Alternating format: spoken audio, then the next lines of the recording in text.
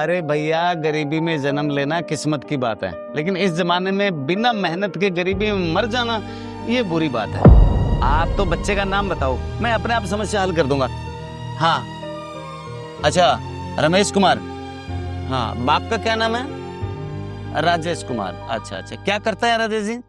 अच्छा, रिक्शा चलाते हैं। ओके, तो बच्चा कौन सी क्लास में? हाँ, ओ 10वीं में टॉप किया जिले में।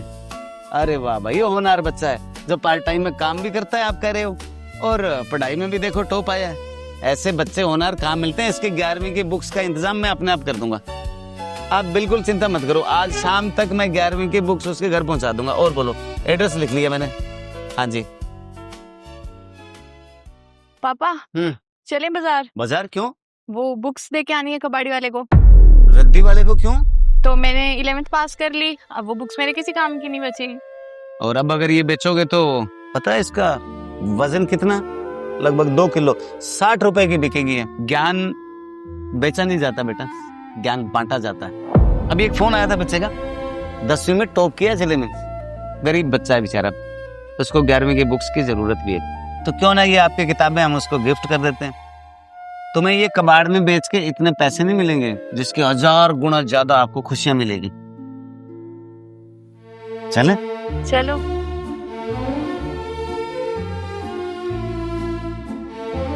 ये छोटी छोटी सेवाएं करने से बहुत पुण्य मिलता है, जी कॉन्फिडेंस आता है जीवन में कि हम हमेशा अच्छे काम करते रहें। वैसे भी रमेश कुमार लड़का है, उसका बाप राजेश कुमार है, रिक्शा चलाते हैं, और कोई गरीब बच्चा यहाँ रहता है। जी हाँ, यहीं ऊपर रहते हैं, वो कमरा किराए लिए है। हाँ ठीक, धन्यवाद नर्स। ओके।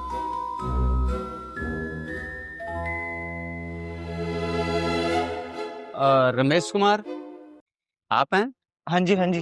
अच्छा, वो रामचंद्र जी ने आपका एड्रेस दिया था, आपने 10वीं में टॉप किया पूरे जिले में। हाँ जी। अरे वाह, शाबाश, बेस्ट ऑफ लक। तो उन्होंने बताया कि आपको 11वीं क्लास की बुक्स की जरूरत है।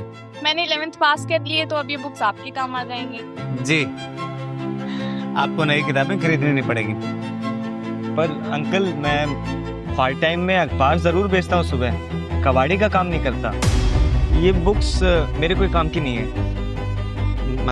मतलब यही अंकल जी कि थोड़ा बहुत सिलेबस हर साल चेंज हो जाता है और नई बुक्स लॉन्च कर देते हैं, तो मजबूरन हमें नई किताबें खरीदनी पड़ती है। मेरी भी पिछले साल की किताबें मेरे भाई बहन के काम नहीं आएगी जो 9th पास करके आया है, क्योंकि मैनेजमेंट हर साल ही किताबें बदल देता है। हमारे जमाने में ऐसा नहीं होता था, हम तो 6ठी 7वीं 8वीं हमेशा सेकंड हैंड किताब लेके पढ़ाई करते थे, और वो बुक्स हम अपने आने वाले छोटे भाई बहनों को फिर दे जाते थे। वो भी सालों साल पढ़ते रहते थे। 10-10 साल तक कभी सिलेबस या बुक्स चेंज नहीं होती थी। अंकल जी, आपके समय की बात अलग थी। आज के समय में ये बिजनेस बन चुका है और हम मजबूर हैं, हमें नई किताबें खरीदनी पड़ती है, और इस पे कोई आवाज भी नहीं उठाता है। हर साल करोड़ों किताबें नहीं छपती हैं, तो इतना कागज आता कहाँ से है? लाखों करोड़ों पेड़ कटते हैं। पर अंकल, इसका कोई समाधान भी तो नहीं है ना? समाधान तो है, अगर पेरेंट्स आवाज उठाएं, सरकार और स्कूल मैनेजमेंट इस पे गौर करे, तो एनसीईआरटी की बुक्स लागू की जा सकती है। वो सस्ती होती है, किसी भी पेरेंट्स पे ज्यादा बोझ नहीं पड़ेगा, और उसमें सिलेबस चेंज भी नहीं होता, तो वही बुक्स अगले साल दूसरे बच्चे को भी काम आ सकती है। लेकिन हम बात करेंगे सरकार से, पेरेंट्स से भी बात करेंगे कि हमें एक साथ आवाज उठानी चाहिए कि सिलेबस बार बार चेंज ना हो, ताकि पेरेंट्स को बार बार नई किताबें खरीद के उनके ऊपर एक्स्ट्रा बोझ ना पड़े।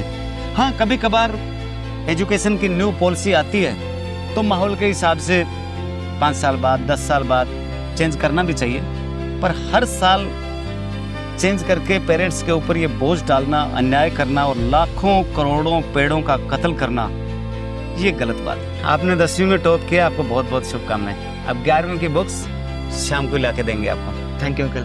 अंकल, चाय तो पी के जाइए ना। अरे बेटा, इतनी गर्मी में कौन चाय पीता है? गर्मी में चाय बंद करके नींबू पानी पीना चाहिए, और वो हम शाम को जब बुक्स लेके आएंगे तब पियेंगे।